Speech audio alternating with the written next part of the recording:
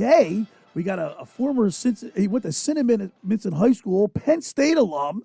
He won the with the Super Bowl with the Reds, the Washington Commanders. The Washington Commanders. That slip was right, though. He did play for Cincinnati. And he played for Cincinnati. You were going to say Cincinnati, or he said Cinnaminson. Well, yeah. And Cincinnati. He did play for Cincinnati. He did play for Cincinnati. All right, let's go to the Maserati, the Mainline Sports Hotline, and welcome into the locker room a local guy, South Jersey, Andre Collins. Welcome into the locker room, Andre.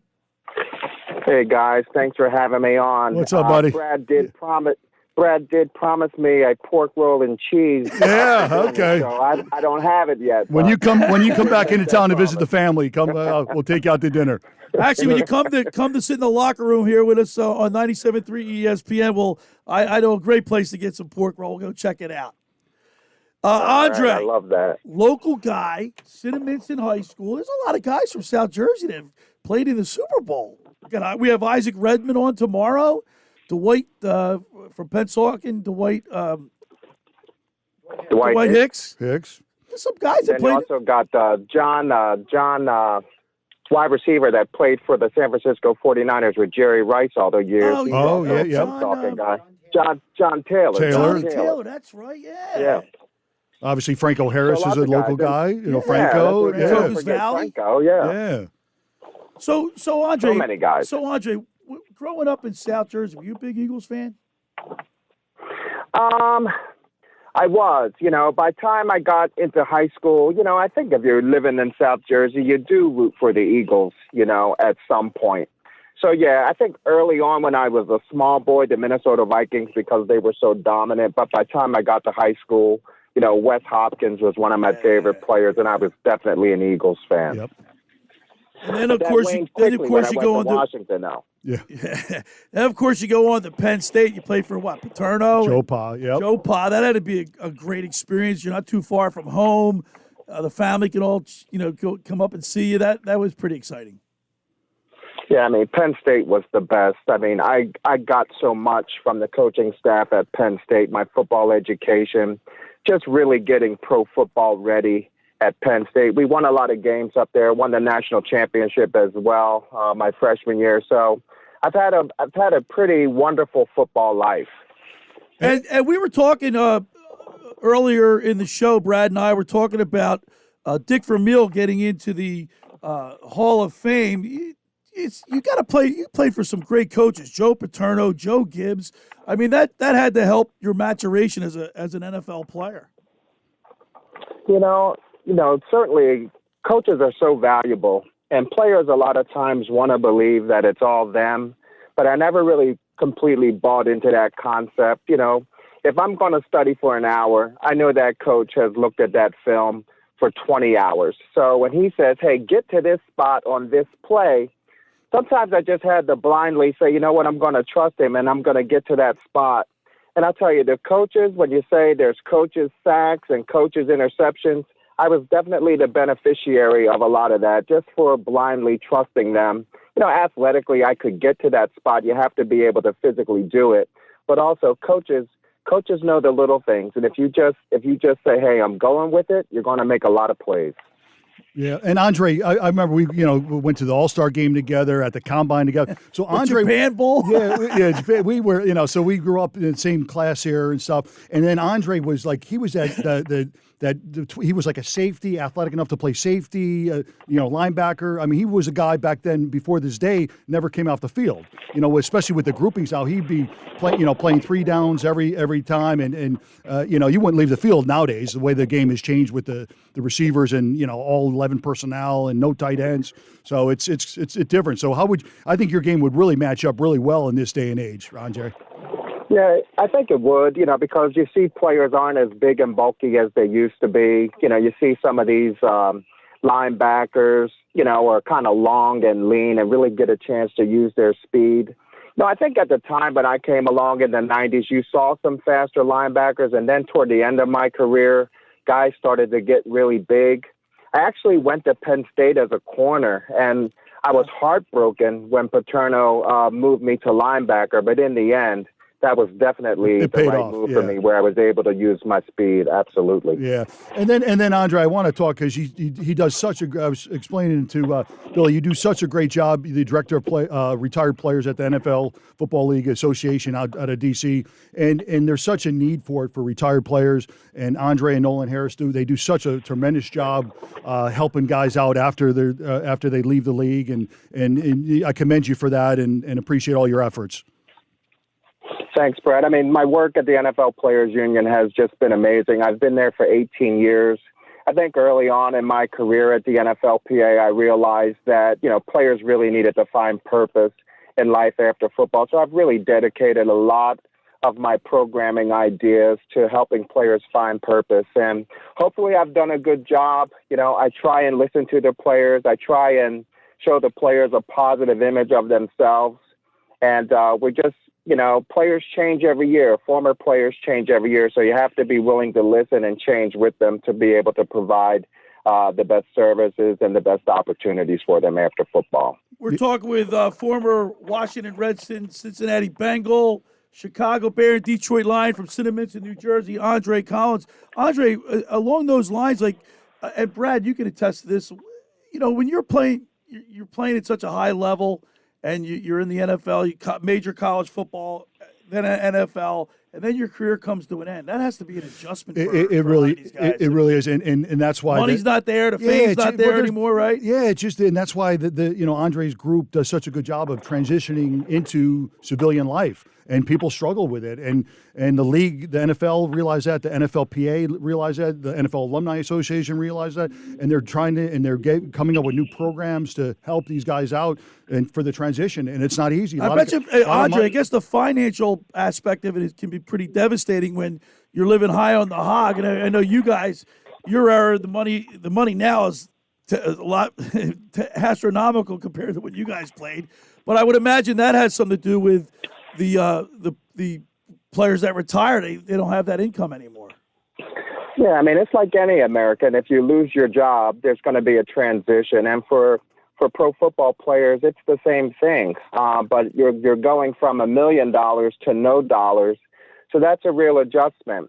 And I will say this, and I'm so proud of the former NFL players. For the majority of them, really find their way. They find second careers that they're passionate about, and they're able to take care of their families, and they're able to build a nice life for themselves. So that's really the true story for the majority of former NFL players. Yep, and you guys continue to do the great work you guys do out of your office and fight the good fight. It's we're blessed to have a support system like you guys in place. So it's great. Now, Andre, talk a little bit about you're in the NFL now, and then you're in Washington.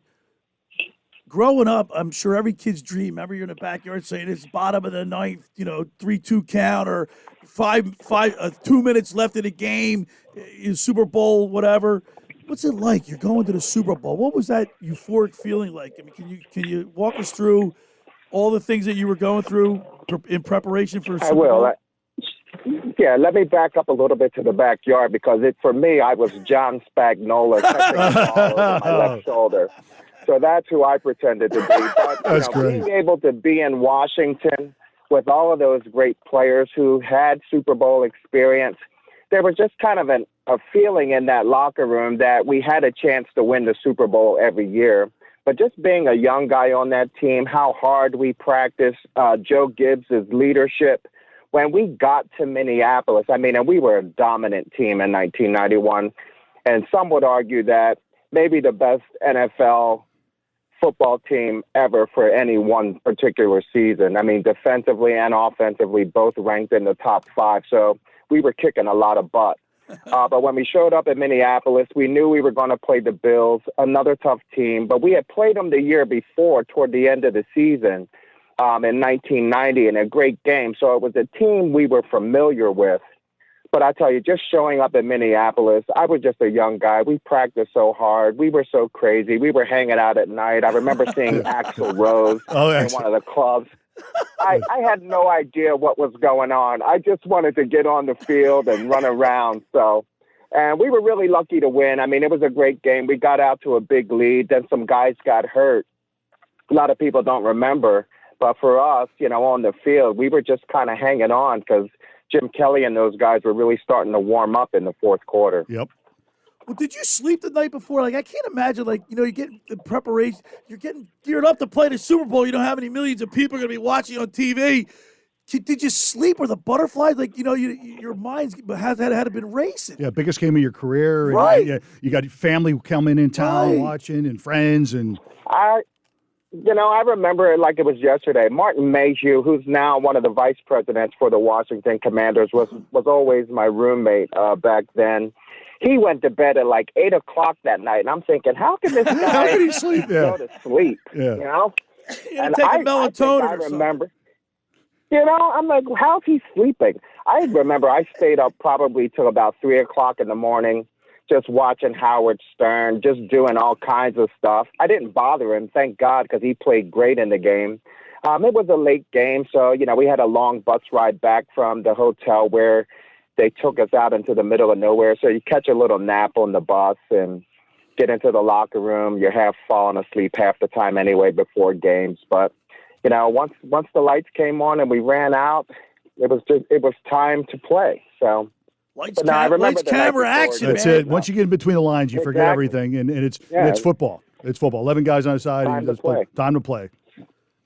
Time to play. It's amazing. Like, you played in Super Bowl 26, I believe it was, right? Yeah, Super Bowl 26, and now we're at Super Bowl 56. It's Time amazing. flies. It's amazing. I know. I still feel young, but I can't believe we're all the way up to 56 now. 56. I mean, my first recollection, I'm a little bit older. My first recollection of a Super Bowl was 1969, Super Bowl III, Joe Namath beating the Baltimore Colts. Back then, they were the NFC or NFL, AFL, old NFL, AFL.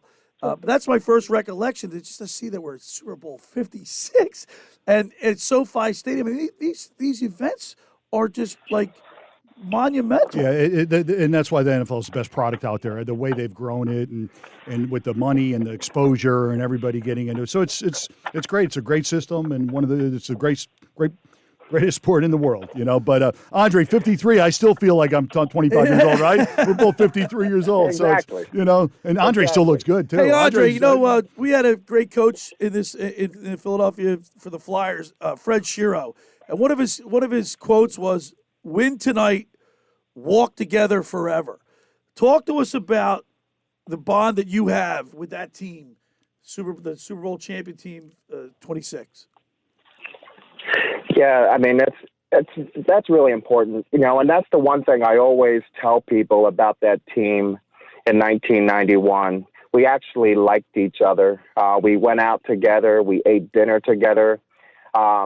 Guys wouldn't leave the locker room after practice. You just stayed in there, and we laughed and we had a ball. And the Hogs, they had Hogs, something yeah. called Hogs and Riggins the too. 5 What was he o'clock like? club. Oh. Yeah. I mean, they had the 5 o'clock club where they would go out into the gardener's shed after practice and drink beer. But it was a club. They had jackets and everything. That's funny. And you had to be invited. A member. You had A to be member. invited to go in there. Oh, that's funny. And I remember the first time I got invited to go in there and have a beer after practice. It was like kind of coming of age. There was kind of them saying, "Hey, we like the way you work.